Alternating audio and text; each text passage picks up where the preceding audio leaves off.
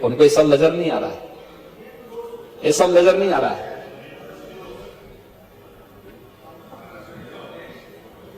आज के दिन पे हम 7 एक्सप्रेसवे को संचालित कर रहे हैं, 5 निर्माणाधीन है और 10 एक्सप्रेसवे पर हमारे सर्वे के काम चल रहे हैं, जो देश का सबसे बड़ा एक्सप्रेसवे के नेटवर्क के रूप में उत्तर प्रदेश को स्थापित करता है। 8 वर्षों में यात्रा पूरी गई है। आज देश का सबसे बड़ा रेल नेटवर्क यूपी के पास, और दादरी में multi modal logistic hub, eastern and western freight corridor का जंक्शन, यानी गौतम बुद्ध नगर जनपद में एक सुनियोजित रूप से लॉजिस्टिक पार्क की स्थापना का कार्य, हवाई अड्डे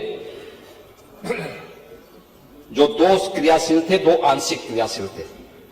आज प्रदेश के अंदर 16 एयरपोर्ट संचालित हैं, 16। आप लोगों के लिए कल्पना की बात है। 5 निर्माणाधीन है और 4 इंटरनेशनल एयरपोर्ट इसमें से संचालित हैं, और 5वां इस वर्ष के अंत तक हम लोग तैयार करेंगे, जो जेवर देश का सबसे बड़ा एयरपोर्ट होगा। हवाई जहाज के मेंटेनेंस, रिपेयरिंग और ओवरहोलिंग के लिए MRO, इसके निर्माण की कार्रवाई भी हम लोग जेवर के पास करने जा रहे हैं।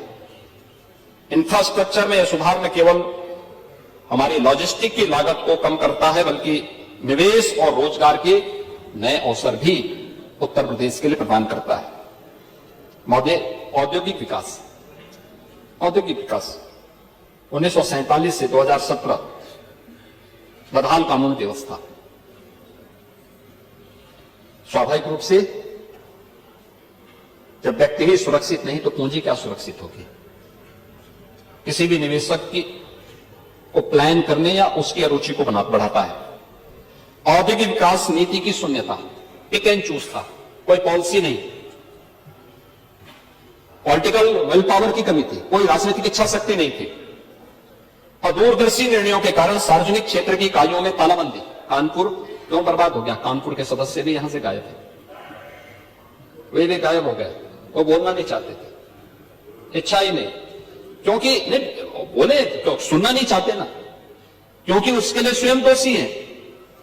हफ्ता वसूली गैंग के सदस्य के रूप में काम करते रहे होंगे, लेकिन ये सब कानपुर को तबाह करने वाले लोग हैं।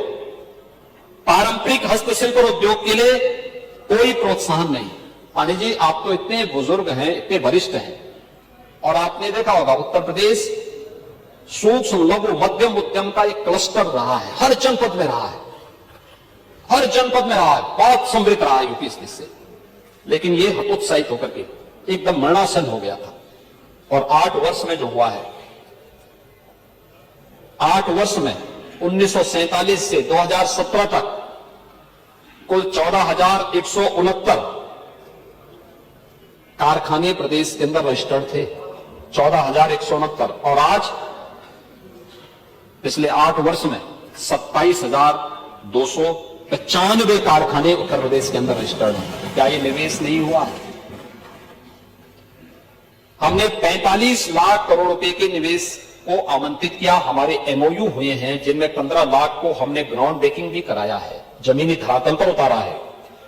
इसके माध्यम से 7 लाख युवाओं को प्रदेश के अंदर ही रोजगार भी मिला है, और हमारे लगभग 3 से 5 लाख करोड़ रुपए के निवेश के प्रस्ताव पाइपलाइन में हैं, जिन पर अभी हम काम कर रहे हैं। इसके लिए 33 सेक्टोरियल पॉलिसीज बनाई गई। 1 डिस्ट्रिक्ट 1 प्रोडक्ट के माध्यम से उत्तर प्रदेश के परंपरागत उद्यम को प्रोत्साहित किया गया, उसको टेक्नोलॉजी के साथ जोड़ा गया, उसको डिजाइन के साथ जोड़ा गया, उसको पैकेजिंग के साथ जोड़ा गया, मार्केट लिंक किया गया, एक्सपोर्ट के साथ जोड़ा गया, और आज परिणाम है कि GI टैग के आधार पर अगर उत्तर प्रदेश को देखेंगे, देश में नंबर 1 पर 77 ऐसे प्रोडक्ट हैं यूपी के अंदर, जो यूपी के परंपरागत उद्यम में आते हैं और जिन्हें GI टैग मिला है भारत सरकार का, और इसको GI टैग के माध्यम से इसने आज देश के और वैश्विक स्तर पर अपनी एक नई पहचान बना रही है। आदरणीय प्रधानमंत्री जी दुनिया के अंदर किसी देश में जाते हैं, उस देश के राष्ट्राध्यक्ष को देश के अंदर की ही बनी हुई और खासतौर पर उत्तर प्रदेश के परंपरागत उद्यम, जिसमें हमारे हस्तशिल्पी, हमारे कारीगर का श्रम लगा है, उसका पसीना बहा है, उसको सम्मान देने का काम करते हैं। और इसीलिए प्रधानमंत्री जी ने कोविड कालखंड में भी कहा, और अभी वाराणसी जब प्रधानमंत्री जी आए थे तब भी प्रधानमंत्री जी ने देशवासियों का आह्वान किया था, वोकल फॉर लोकल। यह हस्तशिल्पी, यहां का पैसा यहीं के हस्तशिल्पियों को प्राप्त हो, यहीं के कारीगरों को प्राप्त हो, समृद्धि के लिए आवश्यक है हम स्वदेशी को अपनाएं। और उस स्वदेशी की आपने क्या स्थिति कर दी थी, क्या स्थिति कहां पहुंचा दिए थे आप?